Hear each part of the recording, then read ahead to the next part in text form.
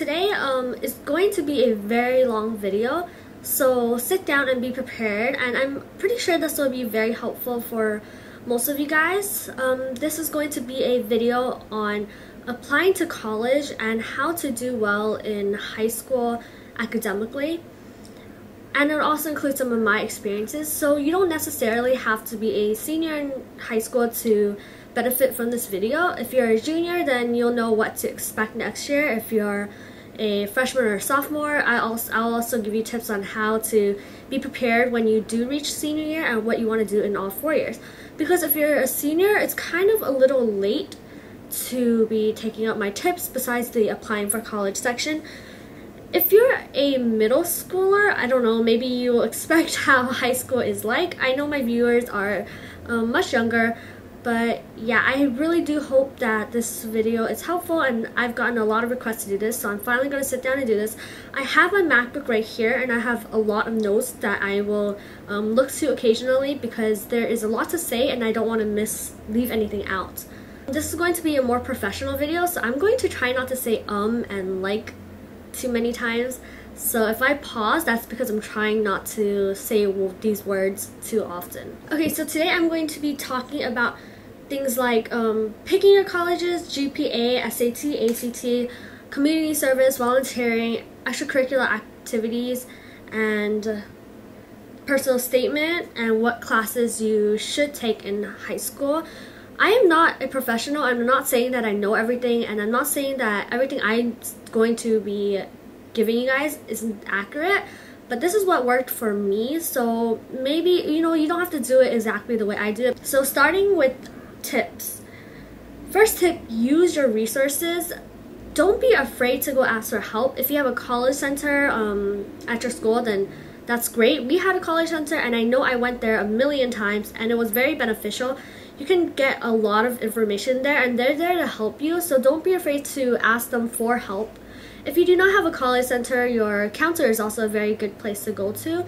You can also ask your teachers for help and such like that, but do not do this all by yourself. So ask for help, use the information given to you, and provide it for you. Another good information site is collegeboard.com or .org, I'm not sure, but I know I went on that site a lot when I was in high school, and it was very helpful. There's a lot of information you can find through the internet as well. Second tip, do not procrastinate. There is a deadline for applying to colleges, and I'm sure that when you're young, you're kind of used to procrastinating. And when it gets to the time of applying to colleges, you really should not procrastinate. I'm a big procrastinator, and when it came to applying to colleges, I also procrastinated. So I got very close to the deadline date, and I would not recommend that because that just adds more stress to you. You should just get it over with, get it out of the way as quick as possible, and the more time you have, the better you're going to do. So you should really not procrastinate. Even though I do procrastinate myself, I will obviously tell you guys not to procrastinate.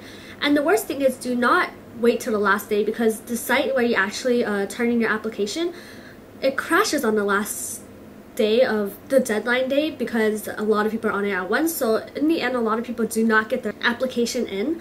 So yeah, you definitely do not want to do that. Next tip, balance your time wisely, and learn how to manage your time. It is senior year. I know you guys have a lot to do, AP classes and SATs and stuff like that, but you really want to learn how to balance your time. Do not put too much time into social activities, like social interactions. Do not be on the internet for too long, and just manage your time and really focus during these few months when you're applying to colleges, because it will really pay off. The next tip, which is kind of an odd tip, but do not go out and get too much help. For example, I know there's places you can go to where you pay like thousands or hundreds of dollars, and people pretty much help you write your application, and you do not want that because they might get you into a college that you should not be going to, one that will be maybe too difficult for you, and one that you won't do well in the future. So you want to use your knowledge and your academic skills to get you into the college that you need to go to, because in the long run, yeah, you're going to get into an amazing college, but if you don't do well and if that college is not for you, you don't want to get into it. So you do not want to ask for too much help or do too many classes for applying to colleges. The last and final tip is, do not take things well, you do want to take things seriously, but don't put too much pressure on yourself. It's not the end of the world if you don't get into the college you want to get into. I know there's a lot of expectations from your family and probably your parents, but you do not want to put too much stress on yourself. Just take it easy, take it slow, and in the end, know that no matter what happens, you will be okay. So starting on the topics, topic number 1 is picking colleges. So there is so many colleges to pick from, and to narrow that down, you either have to look at what location maybe you want to go to, how far away from home you want to be, and stuff like that. You want to pick one that aligns with your major and your interests. So obviously you're not going to go to a college just because it's higher in rank if it's not good for your major. And you also want one that meets your academic needs. So again, with the major, and you have to look at the resources and stuff like that. A great place to go to is obviously College Center or your counselor. What I did was I went in and asked for what colleges they would recommend me apply to with the location and my grades and my scores on tests and stuff like that to see which ones would be good for me. And they wrote me an entire list, which I ended up picking out from, and those were the colleges that I was supposed to go or should be looking at. So they gave me really great options. Again, use your resources. You want to pick a college that's ideal, so look at their statistics, their academic statistics, and see what the grades and the GPA of people they admitted last year are. So you have an idea of the difficulty of getting into this college, and it has to be, ideal. So if your GPA is not too great, you're not going to aim for something like, I don't know, Stanford, something like that crazy. Next, you're going to make a list of colleges that you are interested in applying to. You're going to want to have some in each of these 3 categories, and the categories are target, reach, and safety. So target colleges would be ones that you are in the average range of their admissions, so like your GPA falls in the average range and your SAT falls in the average range, and you're pretty confident about getting into that college. Next, you're going to want a reach college, meaning one that is a far reach for you. It's kind of like you want to go, but you fall short of the averages. So you want to give yourself a challenge. So you want to, even if you don't think you will get in, you want to apply to some because there's a possibility that you will get in. And then lastly, you want to apply to safety colleges, which, like the title itself, are colleges that you are very confident about getting into. So you exceed the requirements, and that's pretty much your backup because you don't always know that you're going to get into your target colleges or your reach. So having safety colleges is very, very important. Just to throw it out there, application fees are around $60 to $70, so they do cost a lot. I paid a lot for my application fees, and it kind of hurt because it's not like you're going to get in, you're really just applying and you have to pay hundreds for application fees. But don't let that stop you from applying to more colleges. So you want to apply to about maybe 10 colleges. There's not really a number that's good, but you don't want to apply to like 1 college, or you don't want to apply to like 50. But you want to apply to a decent amount. I would say 10 colleges is good. I applied to 7. Choose how much you want to apply to, but apply to more because you want more options to pick from when you do get your acceptance letters. Topic number 2 would be GPA. The colleges you're going to apply to looks for all 4 years. So freshman year does count. And if you're a freshman right now, I'm just telling you, it does count. If you're in middle school, you don't slack off. A lot of people say that freshman year does not count, but it does count to your GPA when you apply to colleges. Actually, the last semester of senior year does not count into your GPA, but you still do send it to your colleges at the end, and if your GPA falls very short, they could actually kick you out. So all 4 years, don't slack off at all in any semester. Just do your best the entire time. It does help a lot if you're within the top % of your class. So, you can ask your colleges at the end of the year, ask your counselor, at the end of the year, they'll rank you. And if you're within like the top, I think 6% of the score, or like 10% of the score, I think it says on your application so that you have a better chance of getting in. I'm not sure if it's guaranteed. I used to hear that it was guaranteed that you're going to get in, but I'm not sure about that. I was within the top % of my class, and I wasn't guaranteed into anything, I think. But yeah, it does help a lot. AP classes absolutely make your GPA look better. However, you don't want to take too many. I would recommend taking a few AP classes because it weighs your GPA and it boosts it up to over a 4.0. So I took 5 in total, and I think that that's a good amount to take. If AP classes are easy for you, you can take even more, and that makes your application look even more challenging and it stands out even more. It makes it look a lot better. Third topic is ACT and SAT. Personally, I did not take the ACT, so I cannot speak for that at all. So all I'm going to be focusing on is the SAT. You do not want to take it too many times because I hear that they see how many times you take it, and if it's like a bajillion times, it's obviously not going to look very good. I'd say a good amount to take it is about 2 to 3 times. I took mine 2 times and that was it. Classes are very beneficial. I took an AP class. Yes, it is very pricey. I paid, I think, about $1,000 for my class, but it was very, very beneficial. First, you want to take a practice ACT or the the PSAT to see where you place, and you might not even need a class, so you don't have to use extra money. Maybe you just need to buy a workbook that would help you in the SATs. So go ahead and do that. But if you need extra help, I felt like I needed pretty much help because I wasn't very good at the SAT. So I actually took a course, and the course, they gave you a book and all that stuff, and it was very beneficial. It helped so much. It boosted my SAT about, let me think. I probably went about up to like hundreds higher than what I originally had, and I was very, very satisfied. Another thing is, do not freak if your SAT is not perfect. I know it's very challenging. I know people who get 2400s, and everyone is like above the 2000 range of the SAT score. If you're not in that range, do not freak out. Don't compare yourselves to others. You are you.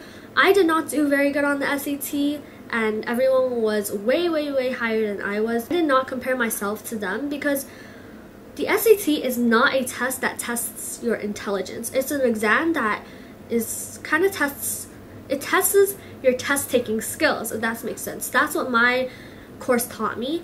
And so they teach you tricks and stuff to take the test that will make your score higher. And they also teach you vocabulary and stuff like that. If you do all the homework, if you just buy a workbook, your score will definitely go up by a lot. If you do bad on the SAT, it does not mean you're stupid. It's just a tricky test, and I absolutely hate the test. I'm so glad I never have to take it again. I feel like it is very unfair the way they write their questions and stuff like that. I feel like they literally sit there and think of questions to trick you guys, which I don't think is an accurate way to test students to see if they're smart. But yeah, that's how the SAT works. Don't freak out. It's not the end of the world. Just take the test and do your best and move on. Next will be community service and volunteering. On college applications, they will ask you about what voluntary work you've done in the past, and these are non-profit. And so you can look for places like hospitals or food banks or things like where you take care of children, daycares or tutoring things. Those are all good voluntary places to look for. If you need more places, you can always search online. You can go to your counselor, you can go to your college center, you can go to your teachers and find things to do. You don't want to volunteer too much because you want to have a good balance with your school. So if you're taking a lot of hard academic courses and you volunteer a lot, it might affect you academically. So take the amount that is reasonable for the extra time that you have. I did not do too much volunteer work. I did probably less than 50 hours, which is very, very little. And I know you're supposed to do hundreds of hours. I did only 50 hours, and that part of my application was not very strong, but I don't think it affected me too much. However, I do recommend doing as much volunteer work as possible because it will really make you stand out. Next is extracurricular activities. Again, I did not do any at all. Extracurricular activity includes stuff like sports, music, art, dance, clubs, and all that good stuff. So if you're in a club, it looks really, really good. You want to look committed and dedicated and passionate about something. It'll look very good on your application. Just join a club. If you're a freshman, you might want to think about joining a club for 4 years, but that will stand out a lot and look very, very strong. If you're a sophomore, you still have time. If you're a junior, you still have time. If you're a senior and you're applying to college now, maybe you want to try joining a club, but they're looking for something that you're dedicated and committed to, not something where you just did for like a month. You want to do something for all 4 years. Next, they will be looking at the courses you took.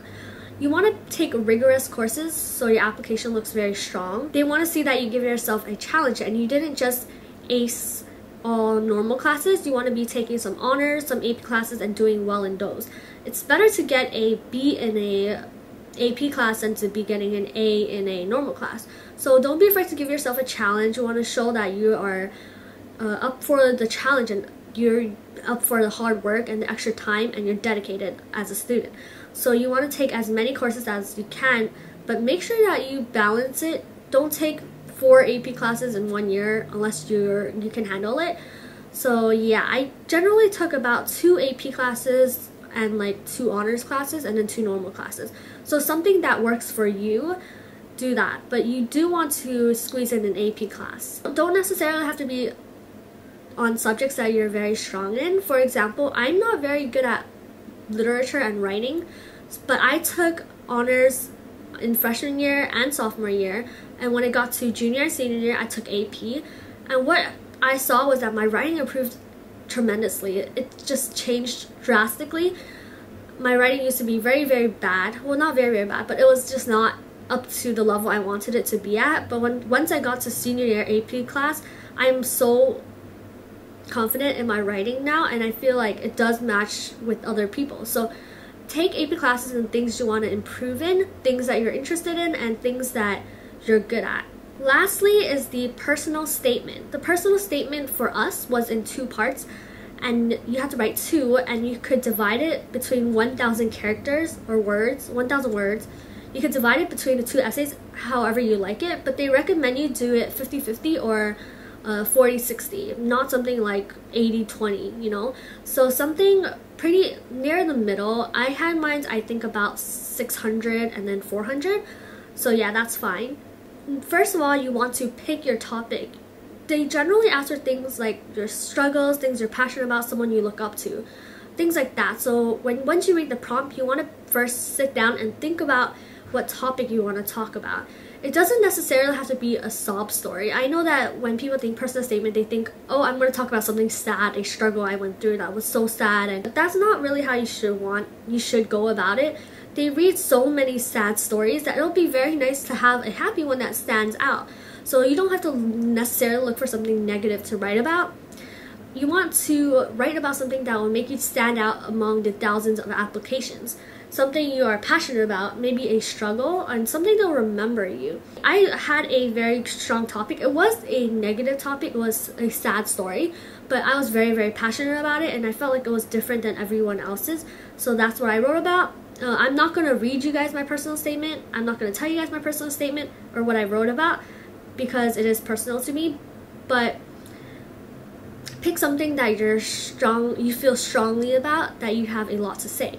You want to talk about something you're passionate about, where you can go on and on and on. If you're writing and you seriously have nothing to write and you're only like 100 words in, that's probably not a good topic to pick. You want to have something where you just go on and on and on, and you go over the character limit and you have to actually tone it down, because that's what I did. I had so much to say on one subject, and the other one I didn't have much to say, so I felt like the other one was not very strong. Therefore, I changed my topic.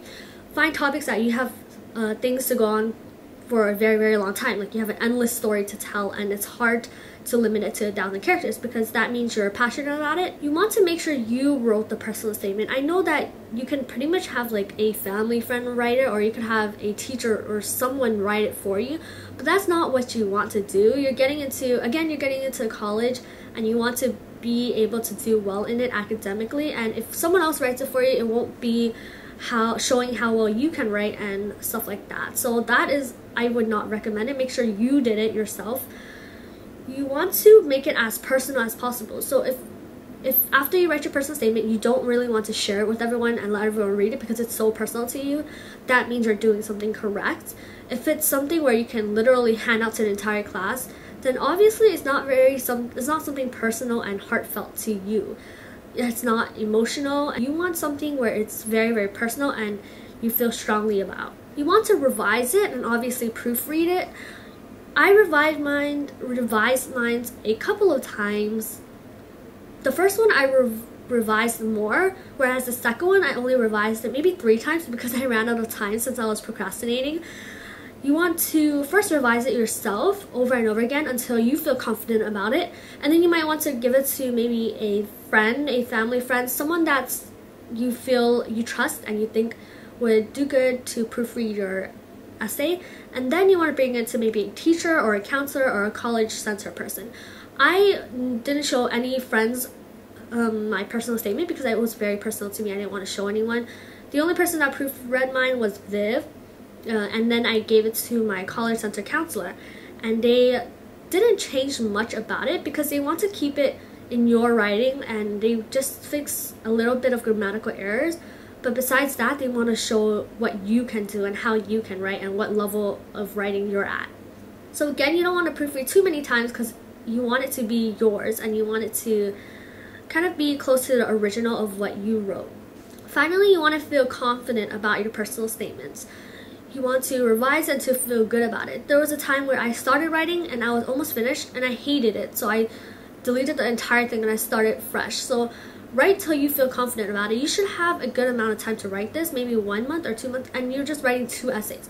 So if you focus on it every day or spend a good amount of time in it every other day, you shouldn't have trouble writing it to the point where you're very, very, very confident about it. One last tip. I know that some colleges actually look around on social networking sites and they are able to search you. So if you have a Facebook and you have things that are inappropriate, or pictures of you that are drunk, or there's anything like partying or something that you would not want your college to see, I suggest you get rid of it now. I personally didn't have anything. I obviously don't have anything at all that I wouldn't need to show, but I know a lot of people put up pictures of partying and stuff like that. You don't want to take that risk. I'm not sure if it's true that they search your sites and stuff like that, but if there's a possibility, you obviously don't want that to be the reason why you don't get into the college you want to get into. Lastly, you're not going to be perfect. Your application is not going to be absolutely perfect, but don't stress over about it. You know what? Once you get it in, it's done. You've done all you could in the 4 years, and this is the best you can do. Do the best job you can so that you feel confident about it, so that if you don't get into a college you want to, you're still going to look back and be like, oh, I did my best and I tried my hardest. So it is what it is. Relax. You did well. Let things happen. Don't think about it too much. Don't be too hard on yourself. I know it's a really, really stressful time, but once you get it in and it's done, just relax. You give yourself a break. I know that you've been trying very, very hard in all 4 years with SATs and AP tests, and when it's over, celebrate. Sometimes it's okay to be easy on yourself and give yourself a break. So after you turn in your college application, you'll have a few months to relax before you get the results or the admission. You get it all online now. So I feel like, yeah, you think it's stressful right now when you're applying to colleges, but the most stressful time of all was in March, or was it March? It was February, March, when you got the results of the admission. I felt like that was the most hardest part because it feels like everything you worked for in all 4 years is just going to happen. The results are just going to be there in 1 month worth of time. So if you do bad, it feels like all 4 years of hard work is gone. But don't stress out too much. I know how you feel. It's very hard not to stress about it, but just try to be positive, and you've done well. You've done your best. That's the best you can do. So don't freak out too much, but your admissions will come back. If you get admitted into schools, congratulations, and you deserve it. You've worked well. Celebrate and reward yourself with something. If you don't get into a school, it's not the end of the world. It's very, very hard to get into universities these days. It's getting harder every year. And so if you don't get into the school you want to, it doesn't mean you're not smart. Don't get discouraged. Just keep fighting for your spot and keep working hard. Don't let this break you. And yeah, that's pretty much all I have to say about colleges. I hope this was helpful. I know I went through a lot of information, but if I were at your position again, I think a video like this would be very, very helpful for me. So again, good luck to all of you guys, all you seniors and juniors. I know junior year is so stressful. I had so much stuff to do in my junior year. And seniors, college application time is coming soon, so be prepared for that. Good luck. Freshmen and sophomores, you're going to have to go through this eventually. So if you're a freshman, have fun right now, because freshman year was so chill. And if you're a middle schooler, you are having the time of your life. High school is so much harder than middle school is, and yeah, so do your best, good luck, and I wish the best for all of you guys. If you have any more questions about anything, leave them below. Oh yeah, and if you guys are wondering what I applied to a total of 9 or 7 universities, and I know a lot of you guys will ask what I got into, so I'm just going to give you some background information about myself.